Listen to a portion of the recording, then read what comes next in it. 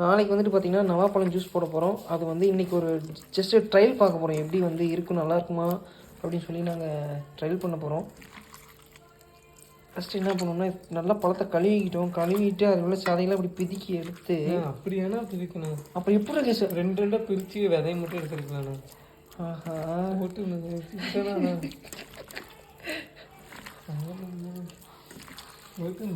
பார்க்கலாம் எப்படி பண்ணுறதுன்னு. இது அனுபவம் இல்லை. நானும் ரொம்ப நாளாக நினச்சிட்டே இருக்கேன் இந்த நவாப்பழம் ஜூஸ் போட்டு குடிக்கணும். நிறைய பேர் சொல்கிறாங்க, நானும் வீடியோ பார்த்துருக்கேன். இது வந்து எக்கச்சக்கமான பெனிஃபிட்ஸ் இருக்குது. ஒவ்வொன்றா வந்து கொட்டையை பொறுக்க முடியாதுங்க. இதில் கிட்டத்தட்ட ஒரு 200 பழத்துக்கு மேலே இருக்குது. இப்போ வந்து என்ன பிளான்னா, இந்த மிக்சி ஜாருக்குள்ளே போட்டு எவ்வளோ தண்ணி ஊற்றுறமோ அதை ஊற்றி ஐஸ் தண்ணி எடுத்துருவாங்க சார். இது தள்ளிவிடு.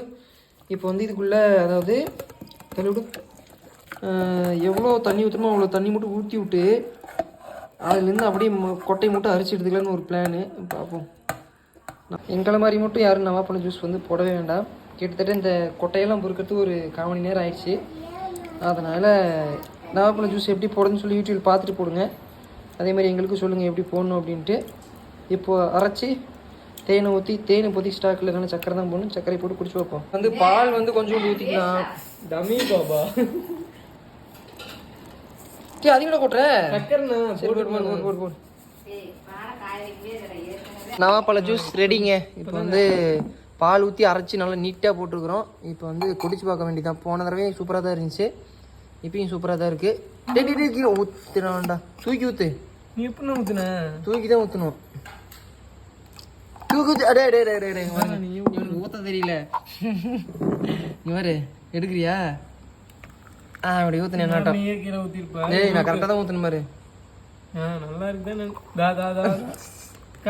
டைல்ஸ் நான் தடிக்கிட்டான். இந்த ரசமி குடிடா ஜூஸ்.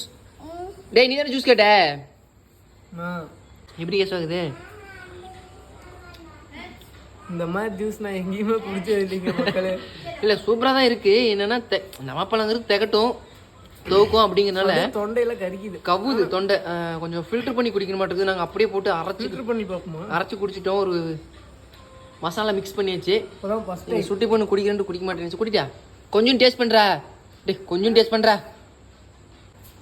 ஃபில்டர் பண்ணாமல் குடித்தா தொண்டை கவுது. வேகமாக ஊற்று டப்புன்னு. ஃபில்டர் அது ஊற்று ஊற்று ஊற்று. அப்படித்தான் ஆகும். அப்படித்தான் அப்படியே ஆட்டினா லைட்டா ஆகல. ஏ, ஊத்துனா தான்டா உண்டு. அட ஊத்துறா. போதும். ஸ்பூன் வேணும். போ. இந்த நவாப்பழம் ஜூஸ் வந்து என்ன ஃபீல் தெரியுமா இருக்குது? நம்ம கிரேப்ஸ் ஜூஸ் குடித்தா என்ன ஃபீல் இருக்குமோ, கருப்பு திராட்சை இருக்குல்ல, அதை குடித்தா என்ன டேஸ்ட் இருக்குமோ அந்த ஃபீல் தான் இருக்குது. நல்லா இருக்குங்க. ஆனால் சூப்பராக இருக்குது.